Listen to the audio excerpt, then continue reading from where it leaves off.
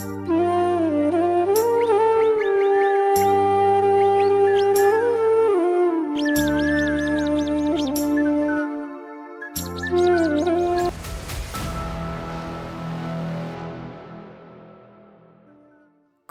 ঠান্ডায় ভোরবেলায় উঠে ঘরের কাজ রান্নাবান্না কমপ্লিট করে গেলাম শিব পার্বতীর পুজো দিতে। হরে কৃষ্ণ বন্ধুরা, শুভ সকাল। আমি নদিয়া জেলার পাপিয়া। আমার এই ব্লগ চ্যানেলে সকল বন্ধুদের জানাই অনেক অনেক স্বাগত, অনেক অনেক ভালোবাসা। তোমরা সবাই কেমন আছো? আশা করছি তোমরা যে যেখানে আছো সবাই খুব ভালো আছো আর সুস্থ আছো। আজকে হচ্ছে মঙ্গলবার, এখন ঘড়িতে বাজে সকাল 6:30। এখন থেকে তোমাদেরকে সাথে নিয়ে ব্লগটা শুরু করছি। আশা করছি ব্লগটা ভালো লাগবে। ঘুম থেকে উঠে আগে ফুল তুলতে চলে এসেছি। যে কটা ফুটেছে সে কটাই তুলে নিলাম। আর একটু দেরি হলে কিন্তু ফুলগুলো আর পাবো না, তারই জন্যে। আর দেখো, তোমাদেরকে চারিদিকটা দেখালাম, কি কুয়াশা পড়েছে আর কি যে ঠান্ডা, জলে তো হাতই দেওয়া যাচ্ছে না। তবে যাই হোক বন্ধুরা, ভিডিওটা স্কিপ না করে সম্পূর্ণ ভিডিওটা দেখার অনুরোধ থাকলো। তা ফুলগুলো তুলে নিয়ে চলে এসেছি। তারপরে কিন্তু সদর দুয়ারে এক বালতি জল ঢেলে দিয়েছি। তারপরে এই যে ঘরে চলে এসেছি। আর এত সকালে উঠেছি, বাড়িতে কিন্তু বাবা বকছিল, যেহেতু খুবই কুয়াশা পড়েছে, এত ঠান্ডায় কেন উঠেছো। ওই যে আজকে পুজো দিতে যাব, তারই জন্য কিন্তু এত সকাল সকাল উঠে পড়েছি। তো দেখো, এদিকে তোমাদের সাথে গল্প করতে করতে বাবার ঘরের বিছানাটা আমার তোলা হয়ে গেল। এবার বিছানার চাদরটা ভালো করে টান টান করে দেবো, দিয়ে ঝেড়ে দেবো। আর এদিকে বাবা যে চাদরগুলো গায়ে দেয় সকাল সন্ধে, সেইগুলো এখন ভাঁজ করে এই যে খাটের স্ট্যান্ডে রেখে দিচ্ছি। তোমরাও কি জামা কাপড় এরকম খাটের স্ট্যান্ডে রেখে দাও? তাহলে কিন্তু কমেন্ট করে জানিও। আমি কিন্তু এই শীতকালে রেখে দিই। কি বলো তো, এত জামা কাপড় কোথায় রাখবো ভেবেই পাই না। তা যতগুলো পারি খাটের স্ট্যান্ডে কিন্তু ভাঁজ করে রেখে দিই। তা দেখো, এখন বিছানাটা ভালো করে ঝেড়ে নিচ্ছি, তাহলে কিন্তু বাবার ঘরে বিছানাটা তোলা হয়ে যাবে। আর এদিকে দেখো, তোলাও হয়ে গেছে। তারপরে এই যে বাসি ঘরগুলো সব ঝাড় দিয়ে নেব। আর আজকে দুষ্টুর বাবার কাজ নেই, তা বাড়িতেই রয়েছে, তার জন্য কিন্তু আমাদের ঘরটা শেয়ার করলাম না। আর যেহেতু পুজো দিতে যাব বলে আজকে কিন্তু সকাল সকালই উঠে পড়েছি। সে কুয়াশা হোক আর ঠান্ডায় হোক, কি বলতো, ওখানে প্রচুর ভিড় হয় আর সারাদিনই কিন্তু পুজো হবে। তাহলেও একটু সকাল সকাল যাব বলে, তারই জন্যে। তারপরে দেখো, বাবার ঘরটা তো ঝাড় দেওয়া হয়ে গেল। এবার আমি রান্নাঘরটা ঝাড় দিয়ে নিচ্ছি। তারপরে কি বলতো, এই সকালে কিন্তু দুষ্টুর কাছে ফোন করছি, দুষ্টু বাড়ি আসবে কি না। যেহেতু এখানে পুজো হচ্ছে, ওই পুজোটা দিতে কিন্তু ও যায়। কি বলতো, ওখানে খুব আনন্দ হয়, তারই জন্যে। তা ওকে বললাম, তুই চলে আয় দুষ্টু, তাহলে বাবার বাড়িতে আছে, তোকে নিয়ে আসবে। তা কিন্তু ও আসলো না। কি বলতো, আজকে বিয়ে রয়েছে সব, তারই জন্যে কিন্তু আসেনি, আর মা বাবাও আসতে দিইনি ওকে। তা দেখো, গল্প করতে করতে ঘরগুলো সব ঝাড় দেওয়া হয়ে গেল। তারপরে কিন্তু আমি উঠোনটা ঝাড় দিয়ে একেবারে নাইটিটা চেঞ্জ করে নিয়েছি। নিয়ে গোপুসোনাকে ঘুম থেকে তুলিয়ে দিয়েছি। তারপরে কিন্তু রান্নায় এসেছি। তা রান্নার আগে সমস্ত সবজি বানিয়ে নিয়েছি, সেটা কিন্তু আর শেয়ার করিনি। তারপরে এই যে রান্নাঘরে চলে এসেছি। আজকে রান্না করব বাঁধাকপি।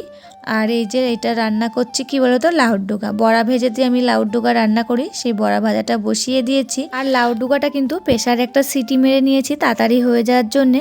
তা দেখো, এবার সোমবারে দিয়ে দিলাম। আর সোমবারে দিয়েছিলাম কালো জিরে আর তেজপাতা, আর ওই যে বড়াটা দিয়ে দিয়েছি। তারপরে দেখো, ডাঁটাটা নামানো হয়ে গেছে। তারপরে এই যে আলু ভেজে নিলাম। এটা জিরে ফোড়ন দিয়ে করছি বাঁধাকপিটা। আলুটা ভাজা হয়ে গেলে টমেটোটা দিয়েছিলাম। তারপরে একটু ভেজে নিয়ে তারপরে কিন্তু বাঁধাকপিটা দিয়েছি। আর এই যে নামানোর আগে একটু আদা বাটা দিয়েছি আর গরম মশলা দিয়েছি। এবছরে প্রথম কিন্তু বাঁধাকপি খাচ্ছি বাড়িতে। অন্য জায়গায় খেয়েছি, কিন্তু বাড়িতে এবছরে প্রথম খাচ্ছি। তা দেখো, বাঁধাকপিটাও হয়ে গেছে। তারপরে কিন্তু আলু বেগুন আর বড়ি দিয়ে ঝোল করছি। আর কি বলতো, আজকে নিরামিষ খাবার, যেহেতু পুজো দিতে যাব, তারই জন্য এই যে রান্না করে থুয়ে যাচ্ছি। আমি নাই ওখান থেকে প্রসাদ খেয়ে আসবো, আর এরা কি খাবে, তার জন্য কিন্তু রান্না বান্না সব কমপ্লিট করে থুয়ে যাচ্ছি। আর দেখো, এদিকে গল্প করতে করতে এই ঝোলটাও হয়ে গেছে। নামানোর আগে একটু ধনেপাতা দিয়ে ঝোলটা নামিয়ে নিয়েছি। তো দেখো, রান্না কিন্তু কমপ্লিট হয়ে গেল। আলু বেগুন বড়ির ঝোল, বাঁধাকপি আর লাউর ডোকার তরকারি। আর কিছু করিনি, সবারই লাস্টে কিন্তু ভাতটা বসিয়েছিলাম, সেটা তোমাদেরকে শেয়ার করিনি। আর এখন এই যে গ্যাস ওভেনটা আর গ্যাসের স্ল্যাবটা মুছে নিচ্ছি। আর গ্যাস ওভেনটা মুছতে মুছতে আমার কিছু প্রিয় বন্ধুদের নামগুলো নিয়ে নিচ্ছি। Zaida Khatun, Mallika, Madhushree Manna, Sumi blog, S family, Chandana blog, Monika Ghoshal, RGTR diary, happy happy Mon daily blog.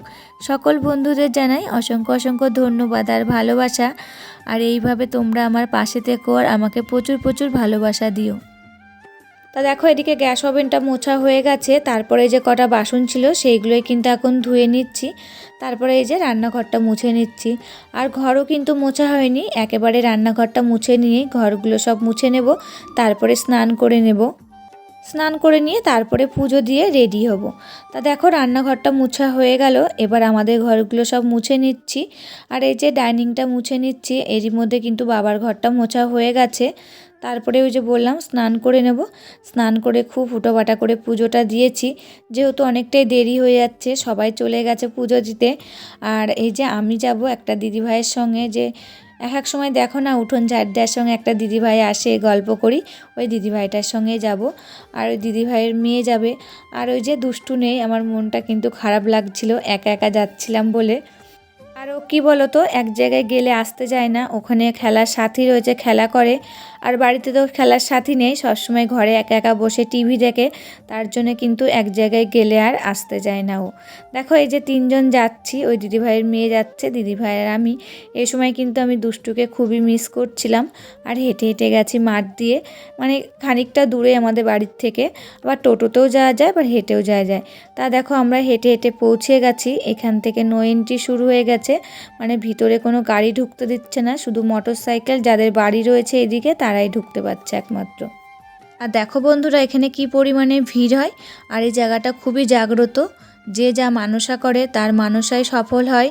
কি বলতো, যেরকম হাত ভাঙা, পা ভাঙা, বাচ্চা না হওয়া, তারপরে হচ্ছে কোনো ওজনের মানসা থাকে যে এত কিলো বাতাসা দেব, সেসব কিন্তু সমস্তটাই হয়। আর এটা খুবই জাগ্রত, যেরকম যে মানসা করে সেরকম সব সফল হয়।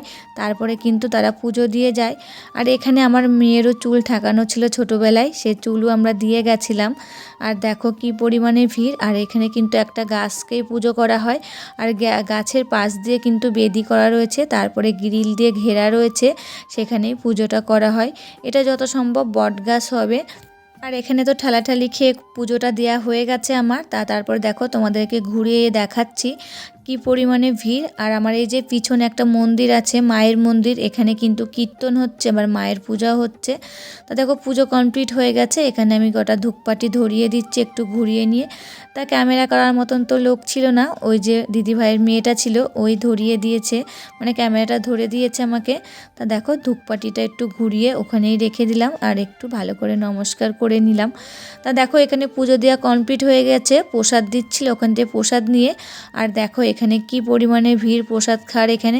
এখানে কি বলতো, যারা পুজো দিতে আসে তারাই কিন্তু এরকম খিচুড়ি রান্না করে আর সমস্ত লোককেই খেতে দেয়। আর এটা কি বলতো, পুরো একটা মাঠ ছিল আগে, সমস্ত মাঠে এরকম খিচুড়ি রান্না হতো জায়গায় জায়গায়, আর প্রসাদ দিত। খিচুড়ি বলে না, অন্য কিছু রান্না হয়, যে যেরকম মানসা করে সেরকম সফল হয়, আর সেরকম রান্নাই করে। তা দেখো আমরা এখানে প্রসাদ নিতে বসে গেছি। আর ওই যে বললাম না, এই মাঠটা আগে পুরোটাই বড় ছিল, আর এখন কিন্তু সবাই গাছপালা লাগিয়েছে, যাদের মানে জায়গা, আবার বাড়িঘরও কিন্তু অনেক হয়ে গেছে। তারপরে দেখো প্রসাদ নিয়ে চলে এসেছি মেলায়, একটু মেলা ঘুরে নিয়ে তারপরে কিন্তু বাড়ি চলে গেছি। তারপরে বাড়ি যেয়ে আমি একটু অসুস্থ হয়ে পড়েছি, খুব মাথা যন্ত্রণা আর একটু গা পাক দিচ্ছিল, তার জন্য আর কোনো ভিডিও শ্যুট করতে পারিনি। তারপরে সন্ধ্যা দেখানো হয়ে গেছে। আর এই যে তারপরে চা বসিয়ে দিয়েছি, বললো সবাই একটু গরম চা খেতে। ওই যে ফোন করে সবাই শুনেছে যে আমি একটু অসুস্থ হয়ে পড়েছি। তা কি বলো তো, উপোস করলে আমি একটু অসুস্থ হয়ে যাই, অনেকক্ষণ ধরো খালি পেটে থাকা হয়, আর আমি এর জন্য কিন্তু খুব একটা উপোস করি না। তবে যাই হোক বন্ধুরা, আজকের ভিডিওটা এই পর্যন্তই, আবার দেখা হবে নতুন একটি ভিডিওর সাথে। ততক্ষণে তোমরা ভালো থাকবে, সুস্থ থাকবে।